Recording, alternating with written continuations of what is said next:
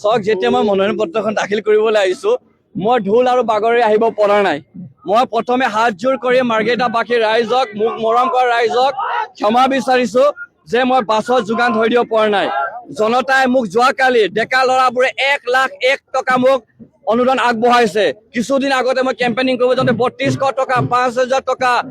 মানুহে হাঁহ কুকুৰা বিক্ৰী কৰা খেতি কৰা টকা পইচা ৰাহুল চেত্ৰীৰ ওপৰত সপোনেৰে বুন্ধি দিছে এই পইচাক মই অপব্যৱহাৰ কৰিব নোৱাৰো মাৰ্ঘেৰিটাই বাস্তৱক বিশ্বাস কৰে মই ভাস্কৰ দাৰ নিচিনা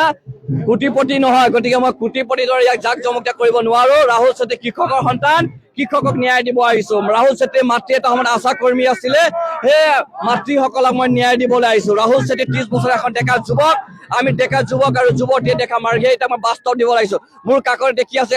কংগ্ৰেছ সকলৰ জাতীয় পৰিষদৰ আমাৰ ৰাইজৰ দলৰ নেতা কৰ্মী জ্যেষ্ঠসকল আছে জ্যেষ্ঠসকলে দেখি দিয়া সম্পূৰ্ণ বাস্তৱ ৰূপ দিবলৈ আহিছো গতিকে মই এই ঐতিহাসিক মাৰ্ঘেৰিটা সমষ্টিৰ পৰা আহিছো য'ত ঐতিহাসিকে ভৰা য'ত ষ্টিল ৱেল পথ আছে য'ত পাটকাই পৰ্বত আছে য'ত 25টাকৈ জাতি আৰু জনগোষ্ঠী আছে য'ত আমাৰ বুকুৰ আপোন প্ৰয়াত তৰুণ গগৈ ডাঙৰীয়াই প্ৰতিনিধিত্ব কৰি দিছিলে এইবাৰ মাৰ্ঘেৰিটা হাঁহিব